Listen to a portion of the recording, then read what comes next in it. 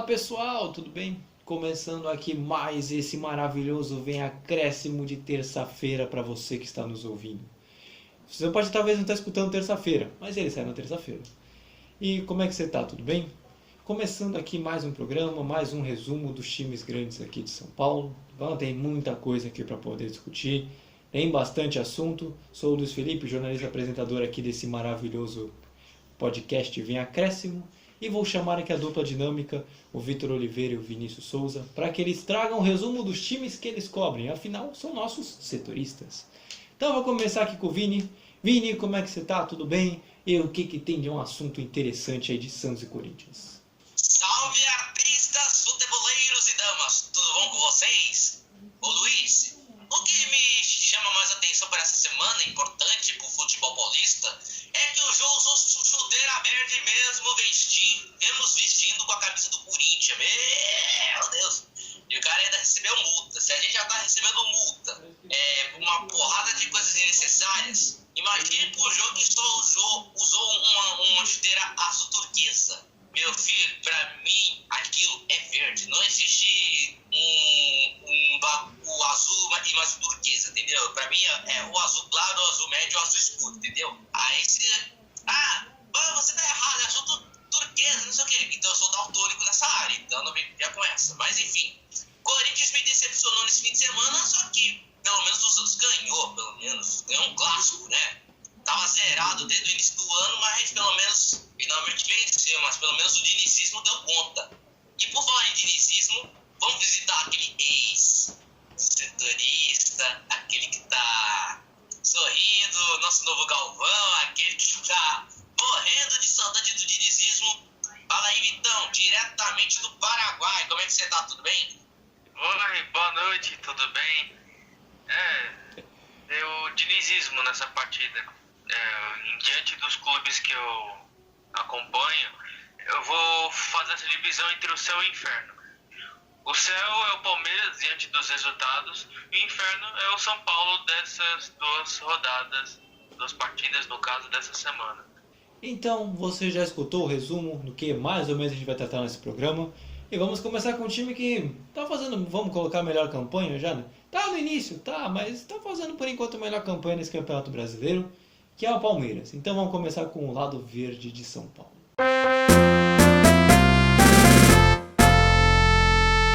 Estatísticos demonstram bem o quão desconcentrados entramos no jogo. Eu acho que o nosso adversário na primeira parte conseguiu aproveitar o nosso foco, falta de foco e concentração nas nossas tarefas. E portanto eu tenho que admitir que demos 45 minutos de vantagem ao nosso adversário. Eu digo isto muitas vezes aos nossos jogadores. Aqui no Brasil os jogadores são muito bons tecnicamente, de todas as equipas. Técnica, qualidade técnica tem muita, o jogador brasileiro tem isso. Agora falta as capacidades volitivas, a que eu chamo intensidade de jogo, intensidade mental, o querer ser melhor que o adversário, o correr, o lutar, o sofrer. E quando nós juntamos esses ingredientes todos, vemos o que assistimos na segunda parte. Uma equipa com ambição, uma equipa a querer, a não estar cómoda ou a estar insatisfeita com o resultado que tinha na primeira parte. E muito honestamente, nós na segunda parte, de verdade que marcámos o golo no último segundo, mas tivemos duas com o Luís Adriano, tivemos uma no William e tivemos uma no poste outra vez do Daverson, portanto... Então você já escutou aqui na entrevista do Abel Ferreira depois do jogo contra o América de Minas, o América Mineiro, em que ganhou de 2-1. Vou chamar aqui o Vitor, que ele vai falar desse time mais regular que a gente cobre, não só nesse podcast, mas sim até nos últimos anos. O Palmeiras vem super regular e por isso que ele também ganhou a primeira posição aqui no podcast. Então, Vitor, como é que foi a semana palmeirense? A semana do Palmeiras, Luiz, foi em termos de resultado bem positiva. Começando terça ou quarta-feira, não me recordo, foi quarta-feira. Que o Palmeiras fez 3-0 no Juventude, marcou a reestreia do Daverson, menino Dave, e o Palmeiras fez, se eu posso dizer, uma boa partida, entre aspas, assim. O primeiro tempo foi muito truncado no meio de campo. As duas equipes não estavam muito animadas. A única movimentação que teve no primeiro tempo foi as substituições que teve. Foi o Luan, jogador do Palmeiras, e um outro jogador de Juventude saíram do primeiro tempo devido a lesões. E o Daverson deu um trabalhinho, o goleiro do Juventude, mas não surtiu efeito. Foi bem sem graça no primeiro tempo. A partir do segundo tempo, aí sim, já teve mais emoções. Primeiro, aos 8 minutos, foi o William. Carvalho contra. Né? Falar que é o William do Palmeiras, não. É o William Carvalho contra. Em seguida, o Gustavo Scarpa, o chuta-chuta, o rei das assistências do Palmeiras, fez um cruzamento e o menino Dave foi lá, fez o gol. Importante para ele que tá voltando, fez um gol logo de cara, muito positivo. E depois que fez o gol foi o Breno Lopes. Mas diante disso, o Juventude ameaçou o gol do Jailson, teve um gol anulado e o Palmeiras dominou completamente essa partida, já que fez o resultado já no último tempo do jogo. Então foi bem convincente a vitória do Palmeiras, assim, em termos de atuação, assim, não deu aquela animada muito. Partindo para o último jogo desse final de semana, Palmeiras 2, América Mineiro 1. América Mineiro 1. Não foi uma partida tão boa do Palmeiras. O primeiro tempo foi do América. E a partir do segundo tempo o Palmeiras deu aquela melhorada. O América estava mais incisivo na partida. Tanto que foi um bonito gol que o Giovani fez, camisa 7. Pegou um sem pulo e logo em seguida... foi isso mesmo? Foi logo em seguida que o Palmeiras empatou? Foi o William. Isso, sempre ele. Com o William Bigode. Isso mesmo. Foi, né? Foi logo na saída de bola que o Gustavo Scarpa cruzou e o William fez o gol de cabeça. Sempre ele, sempre o William. Toda vez que eu falo do Palmeiras, o William sempre tá aqui comigo, nos comentários. E o América teve a chance de sair na frente, de voltar a ficar à frente. O pênalti, né? O Ademir cobrou, não é o pedreiro da esquina, mas o Ademir foi lá e telegrafou e o Jailson defendeu. Um gol naquela altura, o América ia pro intervalo com a vantagem. Mas no segundo tempo o Palmeiras deu aquela melhorada, tudo. Só foi no último minuto da partida que o William foi decisivo e fez o gol da vitória. Mas diante disso tudo que eu acabei de dizer, o que ficou mais marcado foi o do Patrick de Paulo. Ele ficou 6 minutos tentando tirar o brinco. Sim. Eu vou colocar aqui minha opinião. Qualquer um em sã consciência, não sei se eu tô sendo muito agressivo, mas futebol é jogo de contato. Deus o livre, acontece alguma coisa com o Patrick de Paula e ele de brinco, rasga a orelha dele, e aí, como é que fica, né? Então eu acho que a pessoa tem que fazer uma autocrítica em si mesma diante dessa situação, para que não possa acontecer. E ainda bem que não aconteceu, teve tempo. O árbitro viu, mandou tirar antes que aconteça alguma coisa. E é isso, né? Prejudicou o time durante 6 minutos, mas, né? Imagina nesses 6 minutos sair um gol do América Mineiro pelo Palmeiras ter um jogador a menos naquele momento da partida. Então isso foi um ato de responsabilidade, ele já teve o outro, né? Que ele foi flagrado numa festa. Enfim, foi isso, Luiz, a semana do Palmeiras. Teve esses bons resultados, atuações não foram convincentes, mas foi isso. Falando de campo mesmo, depois a gente vai falar de fora dele, por outros motivos. Vitor, pelo menos a gente criticou muito o Palmeiras com justiça por más atuações, principalmente pela perda de títulos no início da temporada, a eliminação precoce na Copa do Brasil. Mas até agora o Palmeiras inicia bem o brasileiro. Já vem de 2 vitórias seguidas, não começou tão bem, mas é o time paulista que vai desgarrando junto com o Bragantino, vai conseguindo melhores posições lá em cima na tabela. É um Palmeiras que a gente está mais acostumado a ver, né? Palmeiras que está ganhando, que pega esses times colocar menos qualificados e consegue fazer o resultado, por mais que às vezes o futebol não seja tão brilhante.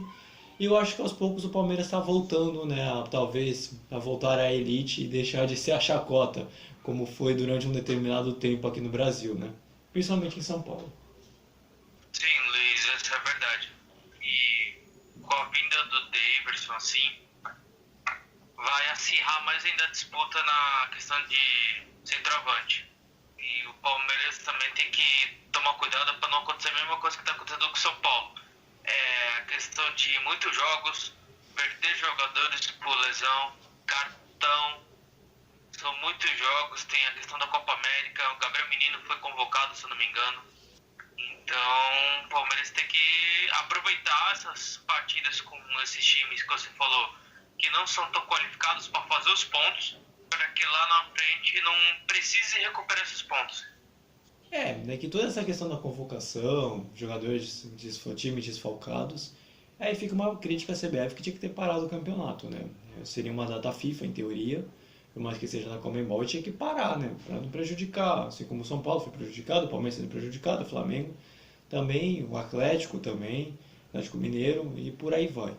Mas, Vitor, agora tem que falar de extracampo.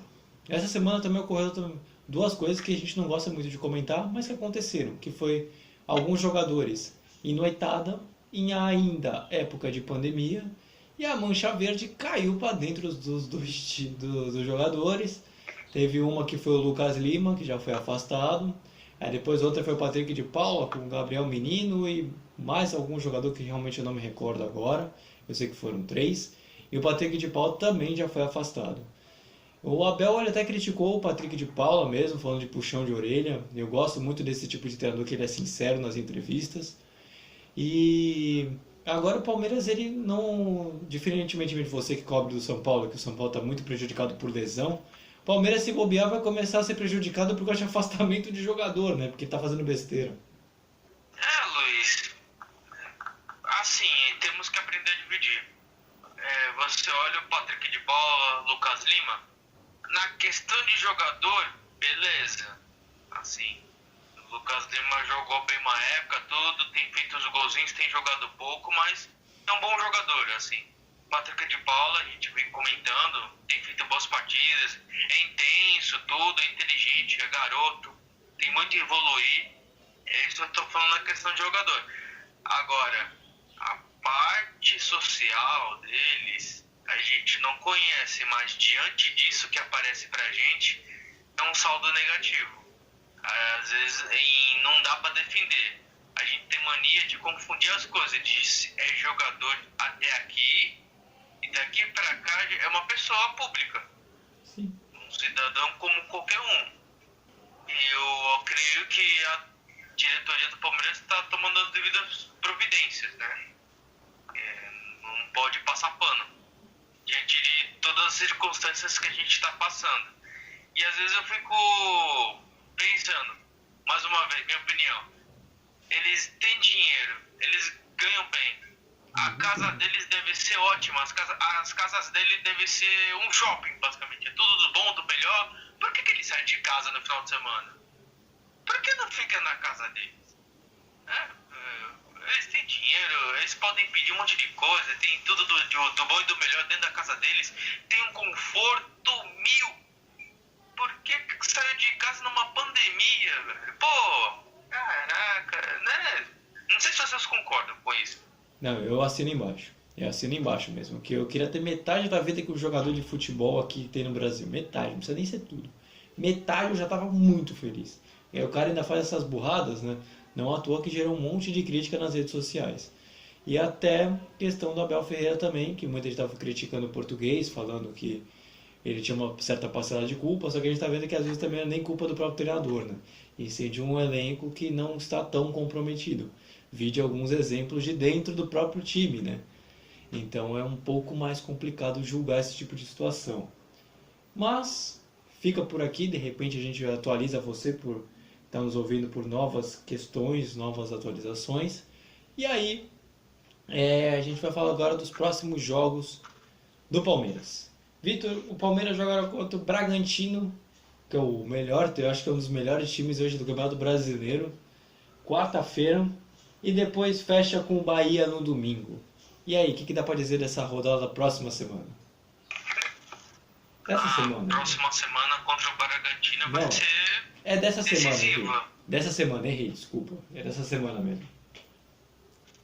Voltando, vai ser uma decisiva, apesar de estar no começo, porque são duas equipes lá em cima. Então é aquela questão, você ganhando de um adversário direto vai sofrer vantagem no futuro. São duas equipes que estão jogando bem, conseguindo seus pontos, tudo. Vai ser um grande jogo. Bragantino arrumado, Palmeiras indo aos poucos. Vai ser um grande jogo. Aí contra o Bahia, a partida que ele fez contra o Corinthians, deu pra ver que o Bahia é um grande time. Deu trabalho pro Corinthians. E pro Palmeiras vai ser a mesma coisa. Comparando o Bahia com o América Mineiro, o Bahia é um pouco mais, né? Um pouco mais acima. Então, eu acredito que vai ser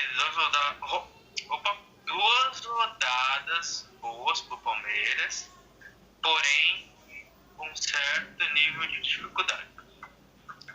Então, a gente fecha por aqui falando de todas as polêmicas, todos os assuntos envolvendo o Palmeiras. E agora a gente vai falar do outro time que também tem uma vitória nesse fim de semana, que é a do Santos. Partida tão melhor assim do que o jogo contra o Fluminense. O resultado macula muitas vezes o resultado, aquilo que foi o jogo. Acho que contra o Fluminense a gente mereceu ganhar com um placar também como foi o de hoje. O jogo hoje ele tinha um simbolismo, talvez mais importante por conta de ser um clássico regional e alguma outra coisa que envolvia nesse jogo. Mas a equipe jogou bem, mereceu ganhar o jogo da maneira como ganhou. E o Marinho é um jogador especial que a gente tem, que até quinta-feira estava sendo questionado. A gente gosta de questionar, a gente não aprende que as pessoas, o jogador é uma pessoa que às vezes vai errar e pode passar por algum tipo de problema. A gente quer que os jogadores, principalmente os grandes jogadores como o Marinho, produzam todos os dias para alegrar todo mundo, mas as pessoas às vezes não conseguem produzir todos os dias. Então o que aconteceu com o Marinho hoje, para mim não é nenhuma surpresa, muito pelo contrário. Ele já mostrou sua capacidade, principalmente aqui no Santos. O ano passado ele foi eleito o melhor jogador das Américas. Eu fiquei muito contente com a participação dele hoje. E começando aqui a falar do Santos, você já escutou o momento que o Fernando Diniz, um pequeno takezinho dele falando na entrevista, depois da vitória do Clássico contra o São Paulo, porque ganhou por 2-0. Vini, resumo da semana do Santos e o espaço é seu. Putz, grilo, Luiz, a semana do Santos foi uma semana mediana. O que vos acontece na semana santista é que o Santos não contratou ninguém essa semana. Por incrível que pareça, né? Mas o Santos teve uma parada fácil até de ganhar do São Paulo nesse fim de semana, mas antes tinha que enfrentar o Fluminense, que estava voando na temporada, hein? Bom, o Santos fez uma boa partida contra o Fluminense, só que perdeu. É aquela coisa, quando você joga mal, você ganha. Quando você joga bem, você perde. Aí quando você está jogando no primeiro tempo bom, faz um segundo tempo ruim, você empata. Essa é a lei do futebol. Quando você tá bom, tudo pode dar ruim no final. Bom, com o Fluminense não teria outro roteiro para falar, sendo que, em resumo, o Santos jogou bem, mas perdeu, né? Numa única estocada do Fluminense com gol da lei do ex, do gol do Nenê, aquele mesmo, aquele cara que vai completar uns 40 anos aí, que tá em forma, que provoca, que tá jogando em vários clubes, já passou pro São Paulo, já passou para, sei lá, mais quanto clube aí. Meu Deus do céu, Nenê castigando o Santos em pleno Maracanã. Mas o jogo do Fluminense também marcou a estreia do Camacho, né, da equipe santista. Logo depois que ele saiu do Corinthians, ele pulou de cidade para ir pro Santos. Mas alguns santistas estão falando assim, pô, Camacho, não sei o quê. O Camacho. Aí quando chegou o clássico contra o São Paulo, o Camacho meio que deitou e rolou, meio que consertou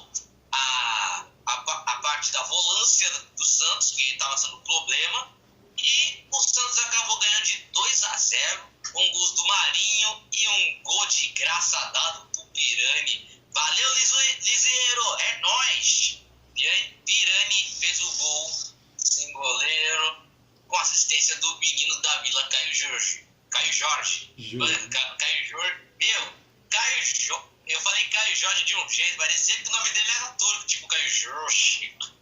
Meu Deus do céu, mas enfim. Bom, no jogo do Santos ainda, no segundo tempo, o Santos até procurou ajustar mais a sua equipe, etc. Criou até algumas chances com o Marinho, quase tirou o Reinaldo do jogo, né? O Marinho estava sendo caçado pelo Reinaldo, sendo que não é a posição do Reinaldo estar naquela zaga, mas enfim. Mas o Santos ainda teve um jogador a menos, ou seja, goleiro a menos, né?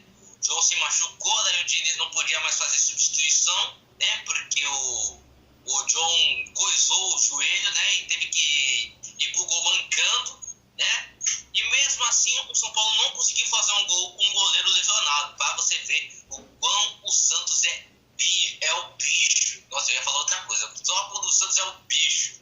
Mas é isso.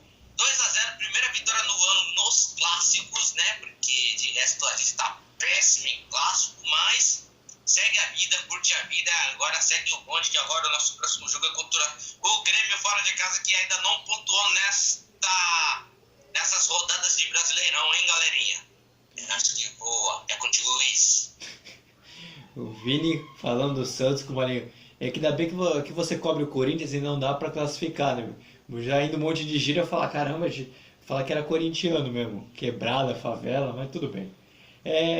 Mas Vini, o Santos, ele dá pra perceber que apesar do resultado ruim contra o Fluminense, pela semana passada que teve, o time vem apresentando uma melhora bem significativa de futebol. O time vem jogando bem.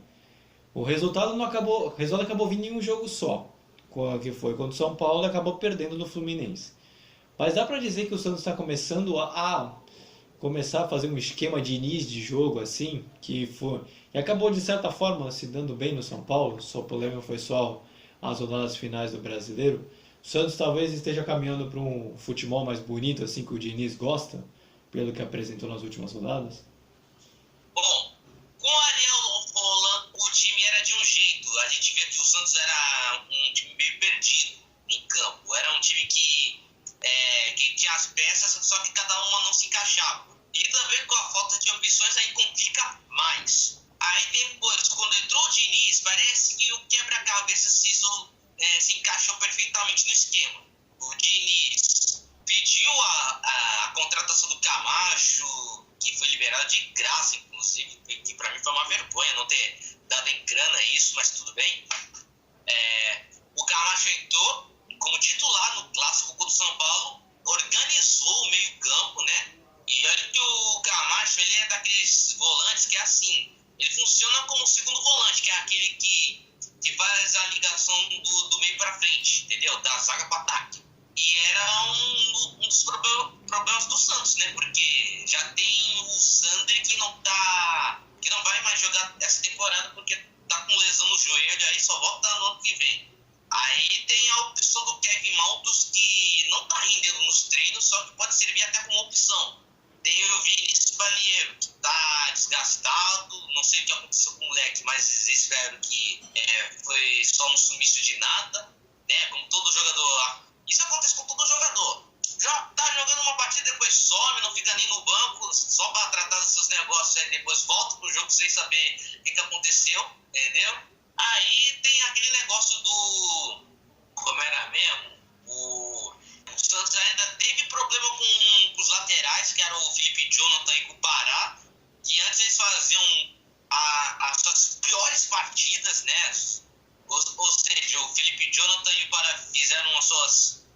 fez um semestre ruim, vários jogos ruins com o Ariel Holan, mas com o Diniz mostrou uma certa evolução. Pelo menos só teve uma falha apenas, entendeu? Contra o Fluminense, o Felipe Jonathan falhou no gol do Nenê, né? Porque ao invés de cortar para um lado, cortou para os pés do Nenê, foi aí que saiu o gol. E pelo menos contra o São Paulo, que ficou um time meio desorganizado, que foi terrivelmente anulado.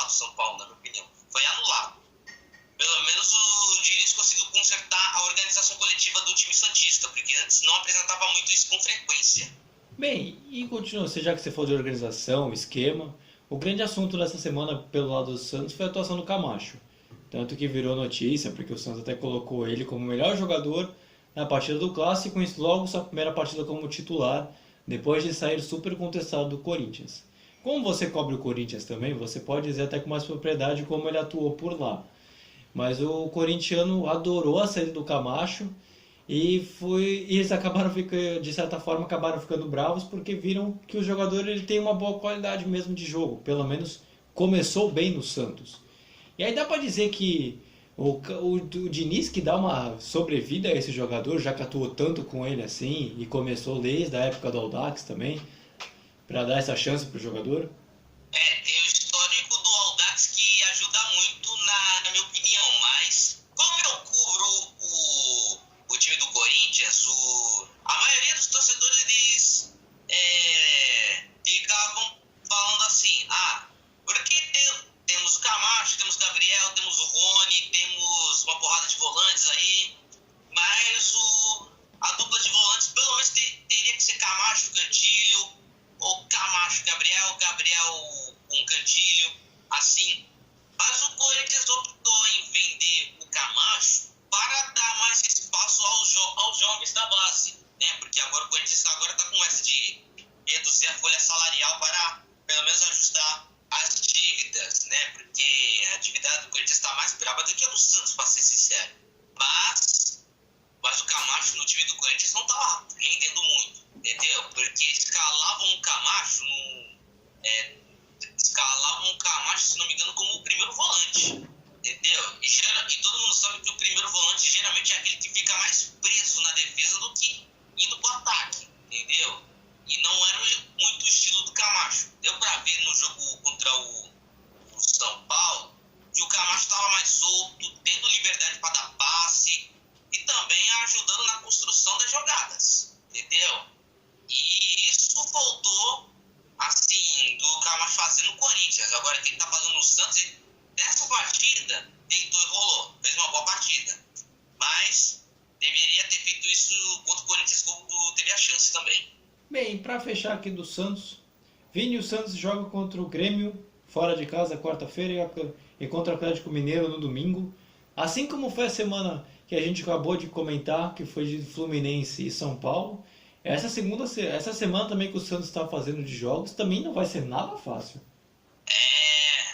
Lá contra o Grêmio, que será fora, lá na Arena do Grêmio, bom, vai ser um jogo que eu vou prever que o Santos vai ganhar essa partida. Na minha opinião, o Santos tem tudo para ganhar essa partida.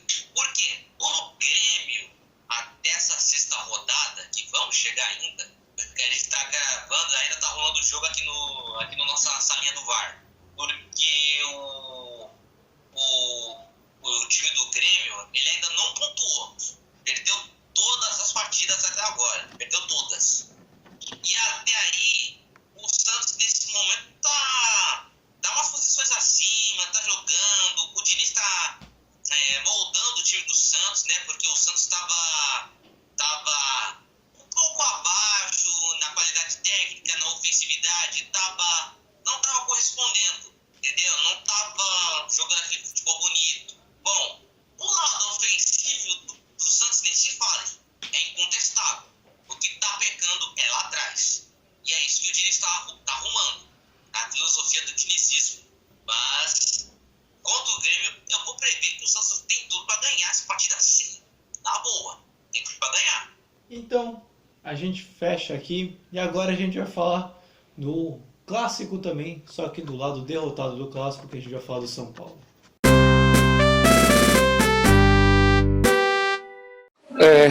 Buenas noches, porque acredito que la dinámica de Wellington, come dovevamo fazer virar costantemente in fase defensiva, la dinamica di Wellington per andare a fazer pressão con Pará, faceva sì que Wellington es más rápido en ese caso, y la experiencia de Reinaldo podría dar mayor tranquilidad a Wellington.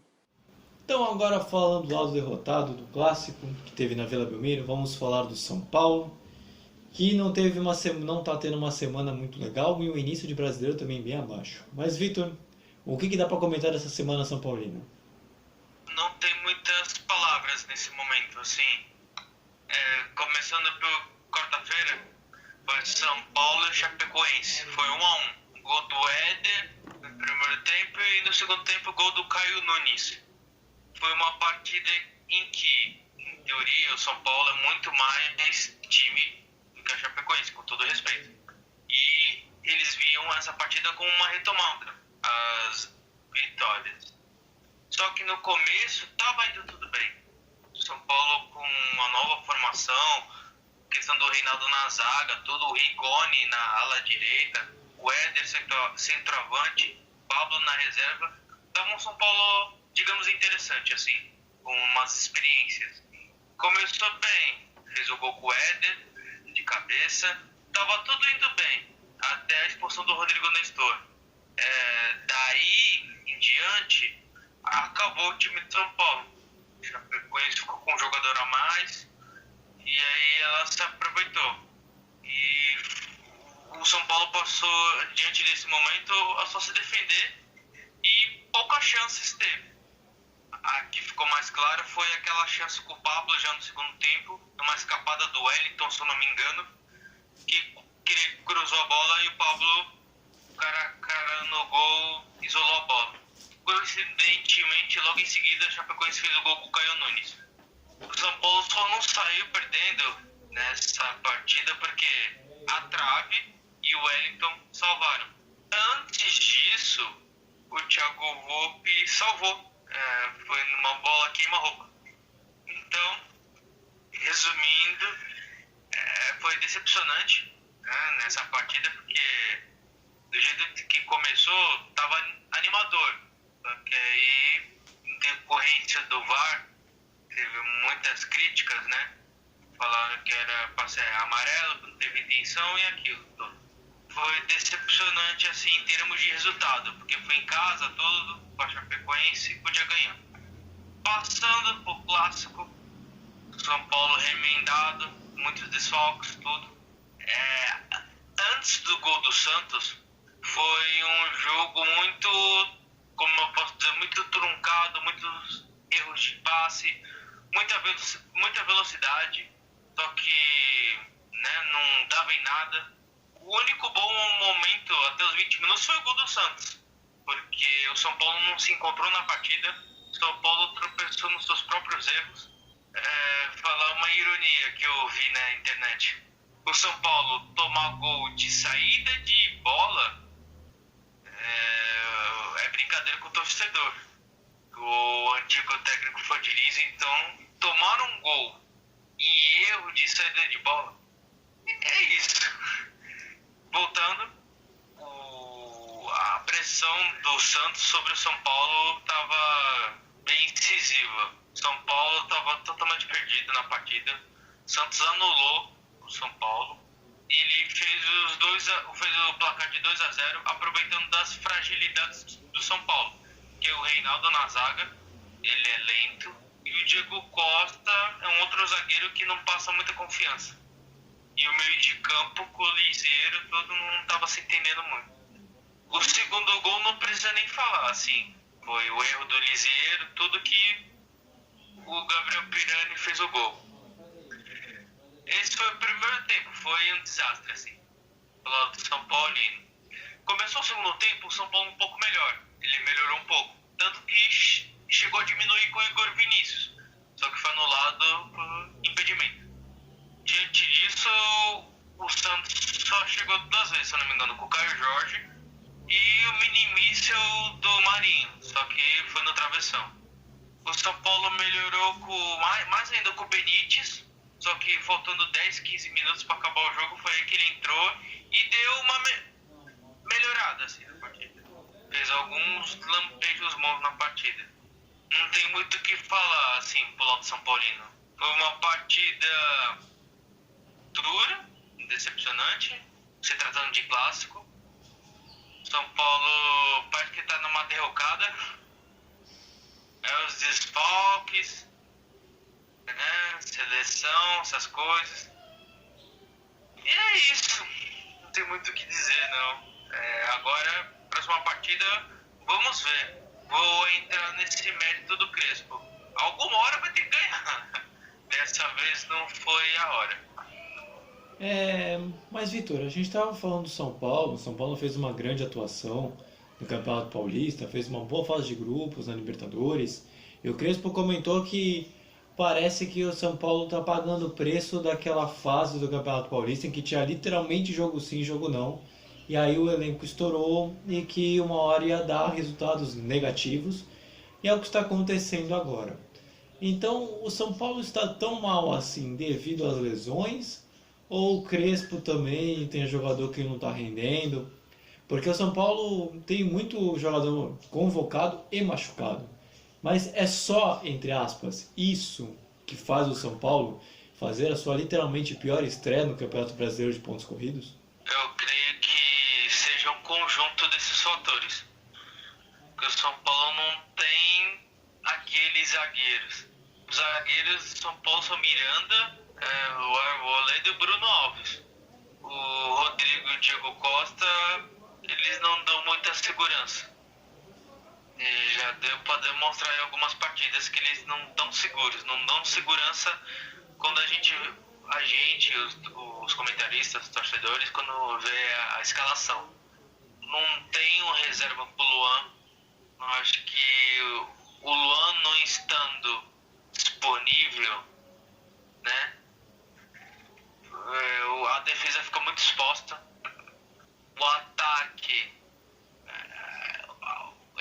o Crespo só não tem mais crítica porque ele não tem colocado o Pablo nessas últimas partidas, que senão, ixi. E é isso, porque o São Paulo tá com 5 ou 6 titulares afastados, ou convocados, ou machucados.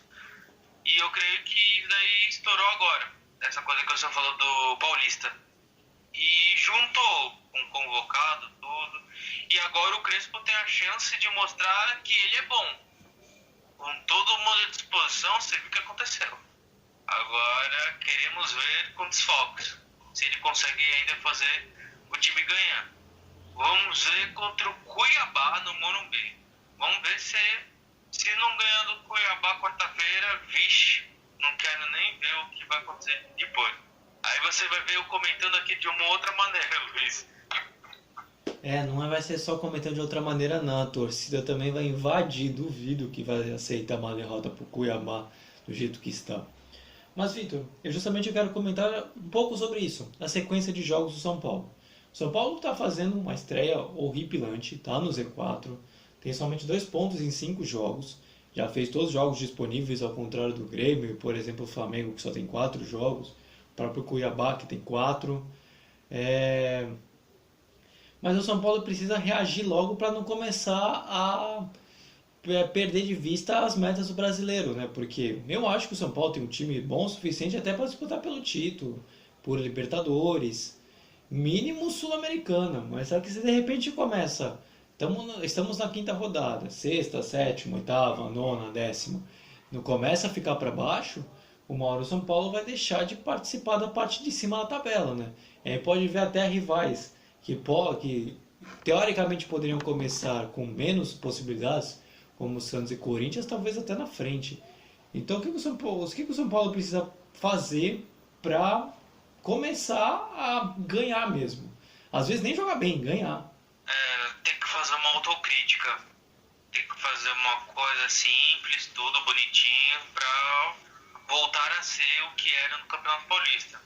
Tem que botar a cabeça no lugar, tudo, rever o que está sendo feito errado para que não possa repetir. Que às vezes imprudências, vou falar um pouco do caso do Rodrigo Nestor, custaram o resultado.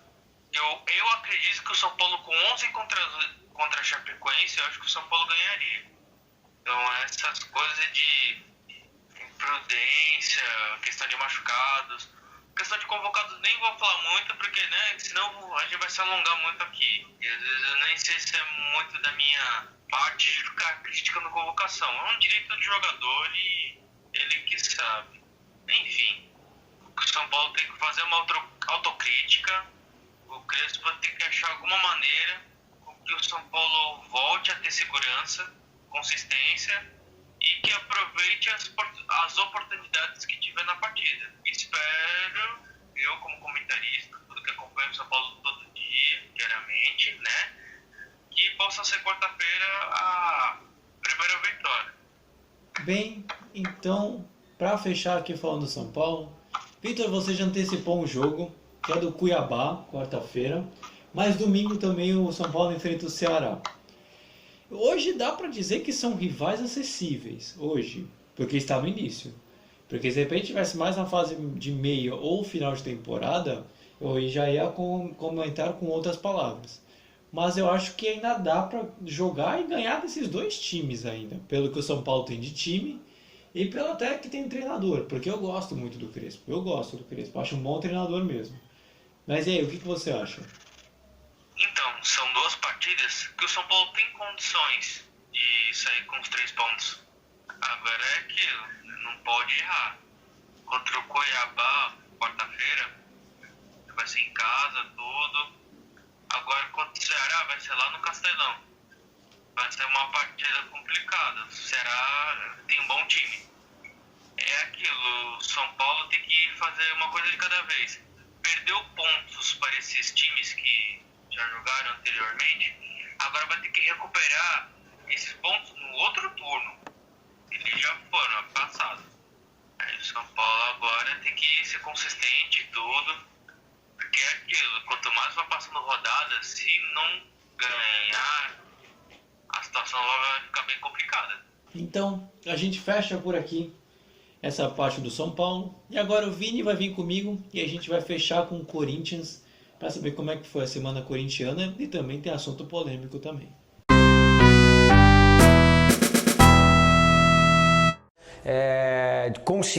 Consciente e de entendimento do jogo, tá correto. Sim, o time sofreu já um pouco por aquele lado, mas não é uma questão de fragilidade talvez nossa do lado esquerdo. É mais porque os adversários, por coincidência, que tem sido realmente muito forte por aquele lado. Então, canhotos, pé contrário, tivemos aí Arthur, tivemos aí o jogo do América, o próprio Goianiense com o Dudu lateral direito, ou seja, o adversário tem nos colocado dificuldades e a gente está acelerando o processo de aprendizado. O Matheus é um jovem talento que está maturando também como atleta, com muita condição. Ele tem esse entendimento hoje que essa parte defensiva ajuda, é preciso fazê-la. Os grandes atletas do mundo fazem, externos, e aí está correta a tua observação também. Esse equilíbrio nós estamos buscando para que ele também dê profundidade, para que ele se posicione melhor, consiga fazer desmarcações e proporcionar para nós esse 1 contra 1 que ele tem pelo lado do campo e uma situação de infiltração que é de gol, que esse atleta também tem. Então, estamos todos trabalhando nessa linha e buscando esse equilíbrio. Corretíssima pergunta. Então a gente começa sempre daquele jeito. Você escutou o áudio do Silvinho falando dessa última atuação do Corinthians em 0-0 contra o Bahia, fora de casa.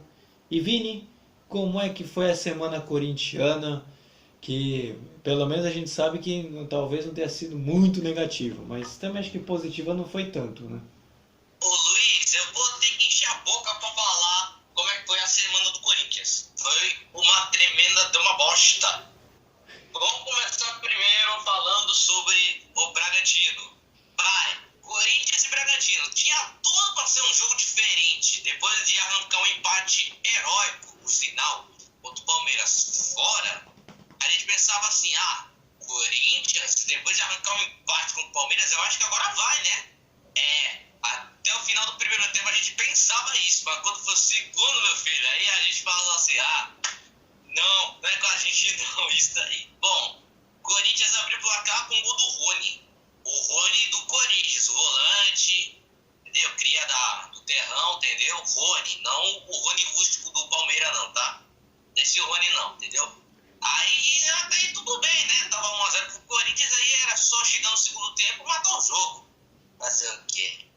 Quando você fala isso para um corintiano, você fala tipo assim, cara, vai dar ruim.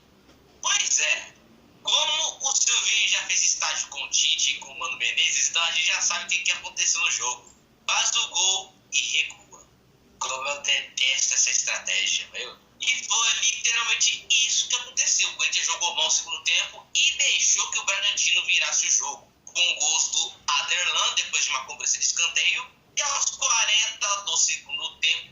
pior aconteceu em Itaquera.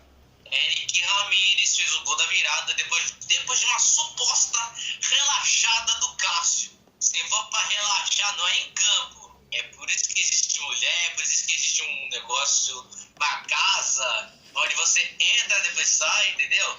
Esse é o lugar pra tu relaxar. Agora em campo você não pode. Mas Corinthians tomou a virada em Itaquera e perdeu. Aí o que acontece? No sábado, a fiel torcida foi lá, fez um protesto na frente da sede do Corinthians com caixões, crucifixos, com gente vestidos de morte, com pessoas exigindo que vai ter chacina do clube se for rebaixado, tem gente falando asneira. Pois é, se não ganhasse do Bahia, o pau ia quebrar lá na fiel torcida lá em Itaquera. Mas o que aconteceu no jogo contra o Bahia, aconteceu literalmente nada. O jogo foi fraquíssimo, tanto é que o Luiz, que ia acompanhar o jogo, acabou dormindo no jogo. Mas fazer o quê? Acontece. É por isso que o vê acréscimo não é só um que acompanha. Não é só um que fica de olho, não. Mas admito que qualquer um que acompanha esse jogo do Corinthians ia dormir como a gente dormiu no primeiro tempo, no segundo, mas vida que segue. Pois é, o jogo do Corinthians é nada mais e nada menos do que o remédio para a insônia. Se você estava com sono, se você estava precisando dormir, então seria bom que você assistisse o jogo do Corinthians. Para encerrar, foi isso. O Corinthians teve uma semana de uma derrota e um empate, só que eu recebi a notícia também que o Bruno Mendes também será vendido para o Internacional. Não se sabe qual será o valor. A fiel torcida pede por obséquio que o Corinthians vende o Bruno Mendes em troca por pelo menos 30 milhões. Foi literalmente por 20 milhões que o Corinthians comprou esse jogador, né? Mas ele está indo a caminho ao Internacional de Porto Alegre. Havia rumores de que o Guerreiro ia para o Corinthians, mas foi desmentido. Ele não vem, não. Ele não vem, sei lá, ele não vai pro Corinthians. Prossiga, Luiz. Não, Vini, antes de a gente falar de futebol, como é que foi o jogo do Bahia, essa atuação do Corinthians no Brasileiro, qualquer outra coisa que a gente vai comentar. Agora eu tô parecendo que tô na sala de cinema agora, que maravilha. Eu quero muito falar dessa chuteira verde que virou polêmica do Jô e que não sabe se era verde e que foi punido. E aí, Vini, vou falar pra tu, cara, isso é bizarro. A diretoria tem 10 anos do Corinthians, cara, não é possível. Pô, o cara, pra mim aquilo ali era um azul, não era nem tão verde. E só porque estava vestindo a cor do rival, que é o Palmeiras, deu maior problema. Então você fala que não pode nem vestir vermelho também, porque é do São Paulo? Pô, e aí? Luiz, eu acho isso uma completa de uma besteira, né? Assim, o cara ir com um azul turquesa, depois vai ter torcedor que tá lá nos confins da terra olhar para aquilo e ver que é um verde, entendeu? Aí depois ficam nessa que tem que lutar. Cara, não precisa disso, entendeu?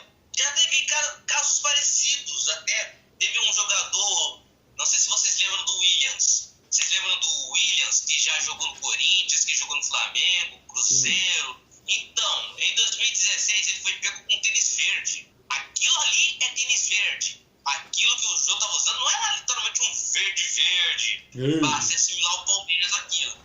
Pelo menos deu para ver que é um azul turquesa, pelo que falaram na mídia. Mas eu olho aquilo como azul, entendeu? Para mim não existe azul turquesa, é azul claro, médio ou escuro aquilo. Pronto, acabou.